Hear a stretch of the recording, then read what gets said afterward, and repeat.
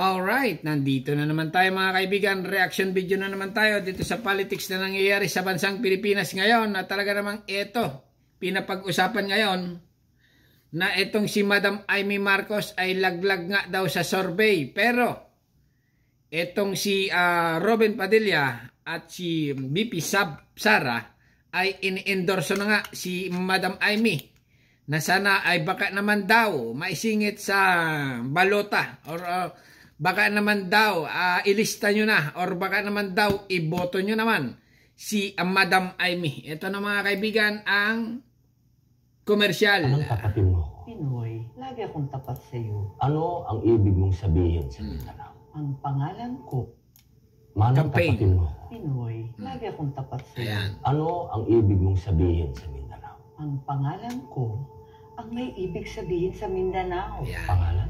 Amy, Ay? infrastruktura, Ay? modernisasyon, I? elektrisidad, I? ekonomiya. Ayan. Talaga naman napanood na natin mga kaibigan or napapanood natin sa mga patalastas ngayon na eto na nga si Madam Amy at Robin Padilla ay in-endorso na nga ni Robin si Madam na sana naman ay butuhin nyo nga daw dahil nga mahina nga talaga daw sa survey. Naguguluhan ang sambayan ng Pilipino dito kay Madam Amy. Ito kaya ay mananalo or hindi. Okay? Dahil alam naman natin sa ngayon, si Madam Amy ay iniimbestigahan niya ang pag-aresto, okay, kay PPPRD, okay? Na si PPPRD nga ay nandoon. FRRD, okay? Or Tatay D ay nandoon ngayon sa dahig na nakakulong, okay? Pero dito lang tayo kay Robin Padilla, mga kaibigan, na buong-buo ang suporta niya kay Madam Amy. Take 2. Manang tapatin mo? Pinoy, lagi akong tapat sa iyo. Ano ang ibig mong sabihin sa Mindanao? Ang pangalan ko, ang may ibig sabihin sa Mindanao. Pangalan? Amy, Ay? infrastruktura, Ay? modernisasyon, Wow. I? elektrisidad, Wow. ekonomiya, Wow. Tapatan. tapatan, Tapat na kaibigan. tapat sa bayan. Iboto si Senator Amy. Time ready sa balota.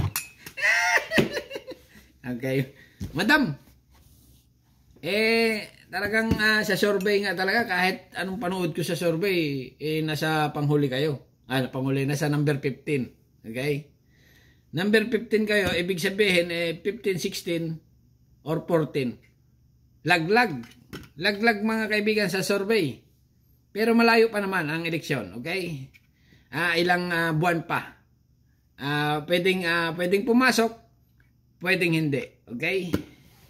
Ayan ang mga kaibigan na si Madam Amy. Sa tingin ko, si Madam Amy ay pwede. Maasahan, tapat sa bayan, at talagang may paninindigan. Alright?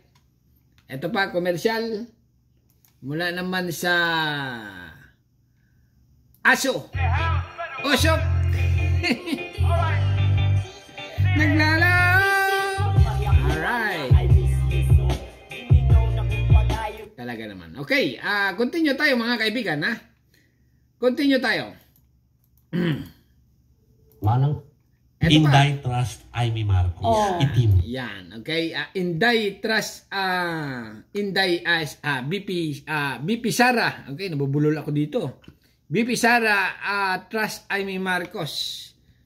Trending na pinapag-usapan mga kaibigan at ini-endorso, okay, ni BP Sara itong si Amy Marcos na sana baka naman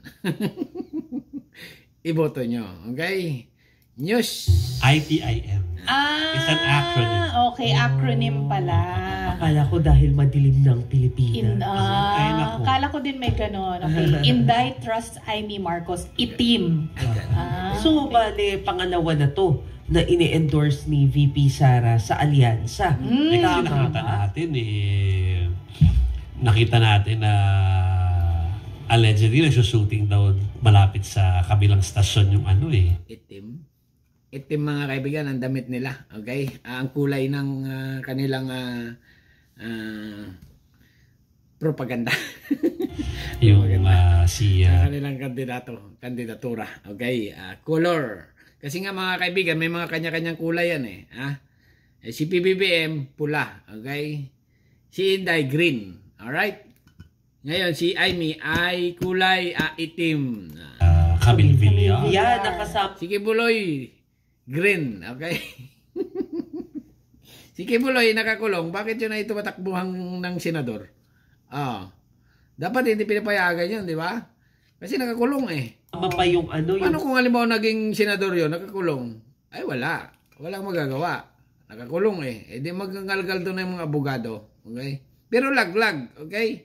Laglag si Kibuloy sa survey. Okay? tatay niya si Manny Villar. Oo. Diba at least doon sa mga lumalabas na photos doon sa social Supposedly. media. Supposedly. Oy, pero pinost din ni Attorney Harry Roque yung pictures na yun. Pero wala pa daw confirmation. Oo. Well, no Although- comment ang Malacanang. May pictures eh. Oo. Kasi ibig sabihin dito, ini-endorso ni BP Sara si Amy Marcos. Ibig sabihin ay talagang tiwalang-tiwala mga kaibigan si BP Sara dito kay Amy Marcos na talagang loyal na partido talaga niya. Sa tingin ko talagang parang nga. Okay? Parang. Kasi nga hindi naman pa-imbestigahan ni Madam Amy Marcos itong pag-aresto kay Tatay D. Okay? Ganun nga. Okay? Siguro talagang trusted. Okay? Trusted nga ito. Feeling ko. Hindi nilalaglag. Pero kapatid niya si Bungbong di ba?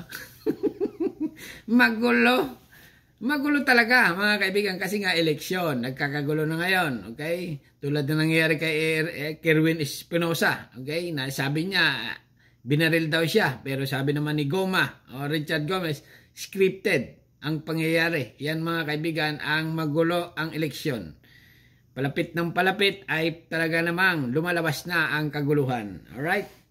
Pero balik tayo dito kay Senador Amy Marcos at BP Sara na ini-endorso na nga na siguro ay ang feeling dito ni BP Sara kay Amy ay tunay na kaibigan at hindi siya iiwan kahit kailan. Okay?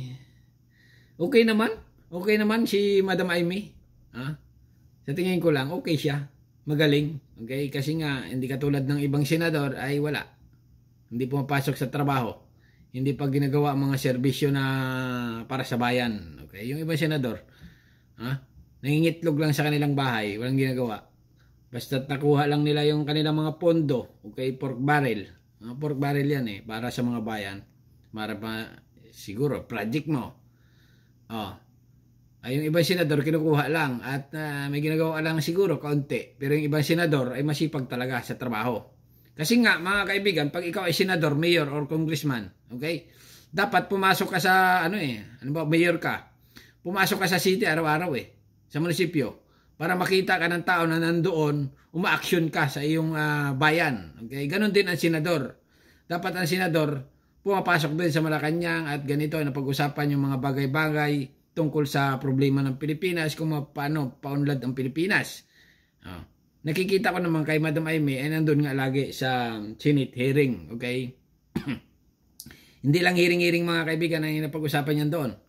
Papaunlad din ang mga ginagawa nila. Alright? Hanggang dito na lang at bahala na kayo. Medyo naubo ako dito kay Madam Amy. Okay? Hanggang dito na lang at subscribe my channel. Ano masasabi niyo? Comment. Bye-bye. Thank you.